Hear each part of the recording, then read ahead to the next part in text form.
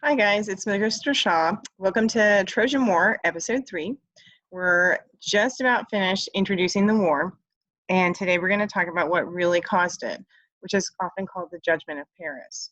So, we talked about the city of Troy and King Priam and Hecuba and how Troy was built. Then we talked about Helen, the most beautiful woman in the world, and how she is queen of Sparta, and she was married to Menelaus, and she had her super cool divine brother, and then his kind of twin, and then her regular mortal sister, Clytemnestra, who's married to Agamemnon, the king of Mycenae. So we've got the Greeks all set up on one side, and we've got the Trojans all set up on the other side. Now, let's go to a third location, Mount Olympus, with the gods. We're going to talk about the wedding of Peleus and Thetis.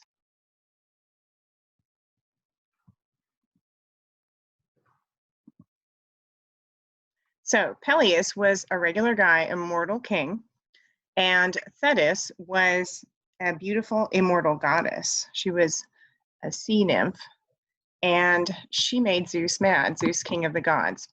She made Zeus mad. He wanted to go on a date with her, and she pointed out, kind of rudely, the fact that Zeus was already married and she didn't want to go out with him.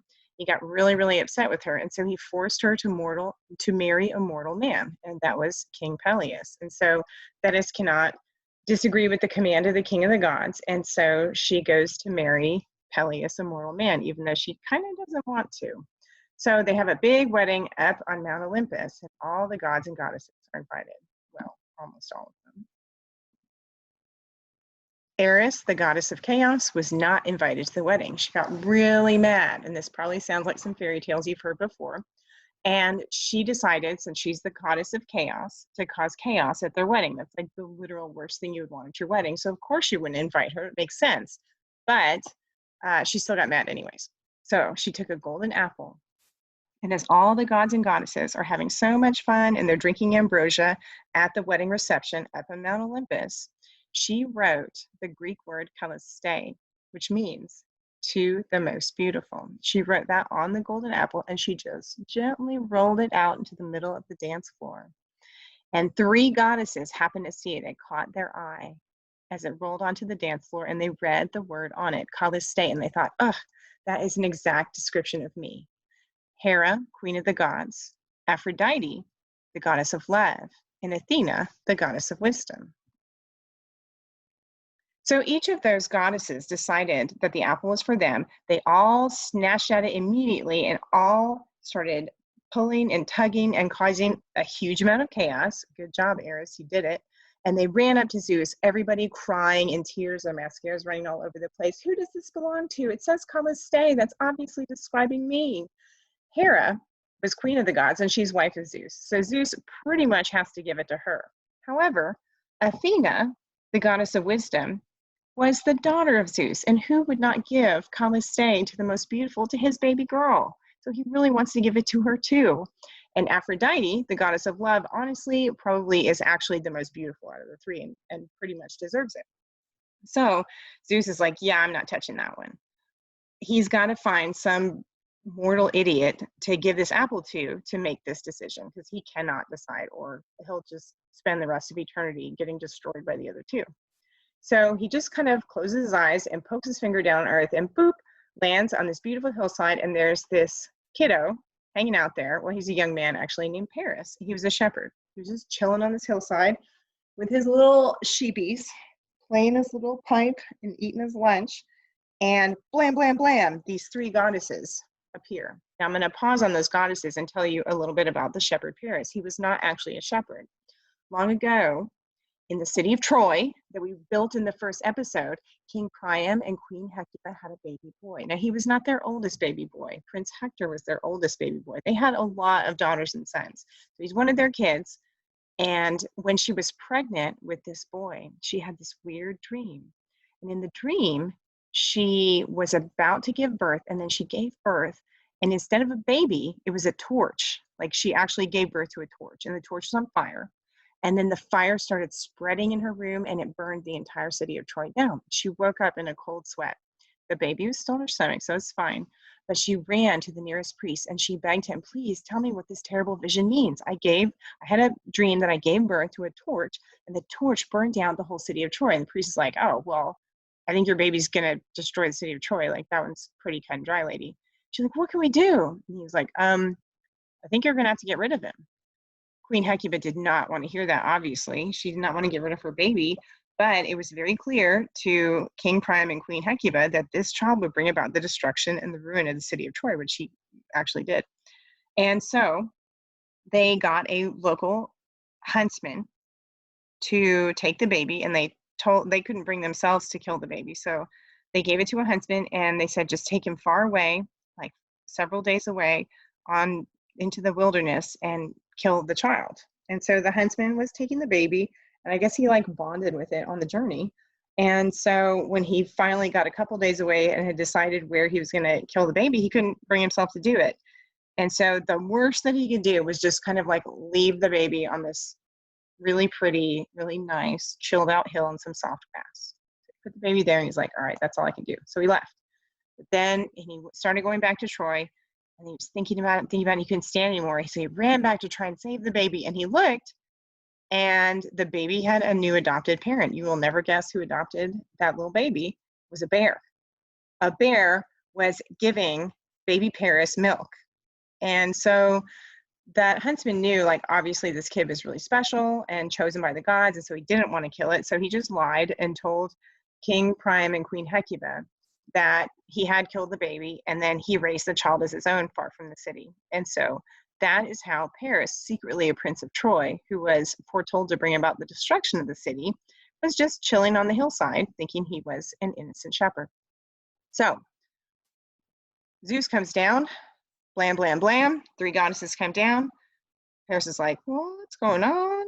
And so Zeus is, here, kid, check this apple out. Read the instructions. They're on the apple. You can't mess it up. Blam, he disappears. The goddesses turn to him.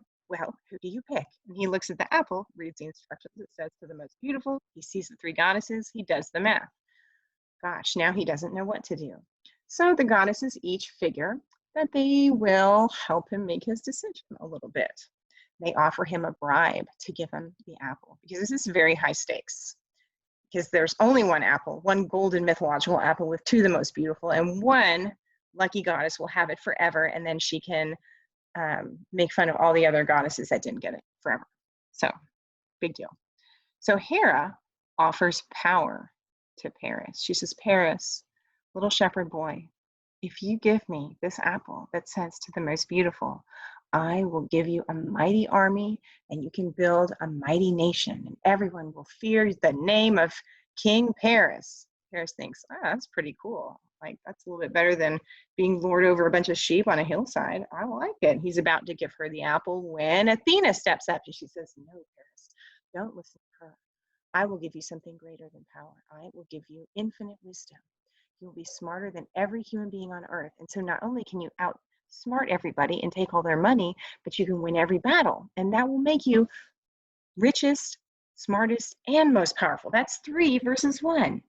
Well, gosh, that sounds incredible, says Paris. I think I like that one. And he steps forward to give the golden apple to Athena when Aphrodite steps forward. She says, well, wouldn't you like to hear what I have to offer? Well, I don't know. They kind of covered like everything, money and power and success. And she's like, what about love? And she shows an image to Paris of the most beautiful woman in the world and says, I will give you the most beautiful woman in the world. Well, of course, you know what Paris picked. He chose Aphrodite. He immediately handed her the apple and said, give me your address. Unfortunately, her address was in Sparta because, as we know, the most beautiful woman in the world was Helen, the Queen of Sparta. So we'll pick up with that later on. However, let's go to Achilles. Achilles was the strongest of the Greek warriors. He was actually born from the marriage of Peleus and Thetis.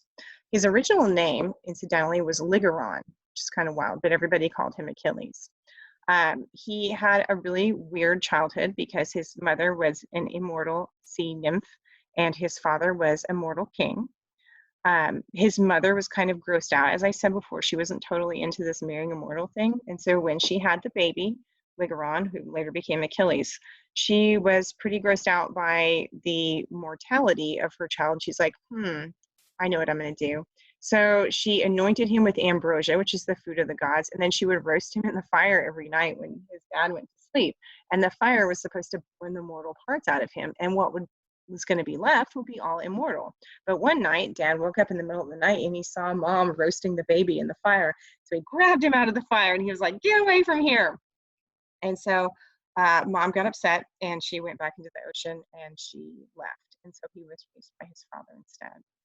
In another different version of the story that you probably heard, the more popular version, Thetis, the mother of Achilles, heard that he would have to fight in the Great War because the Greeks could not take the city of Troy without him, and that he would also die a glorious death but live a very short life. And she wanted to try and keep him as safe as possible. So she took her baby and dipped him in the river Styx, which is the river that gods and goddesses swear oaths by that are unbreakable. Remember, oath is a very serious promise.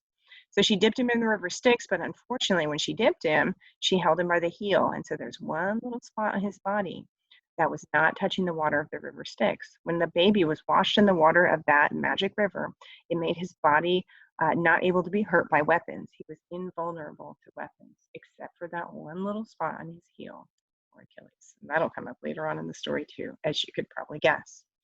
There's one last thing that Thetis did to try and keep her son Achilles safe from the coming war, that this golden apple thing started. Their whole wedding and the golden apple thing was about to start.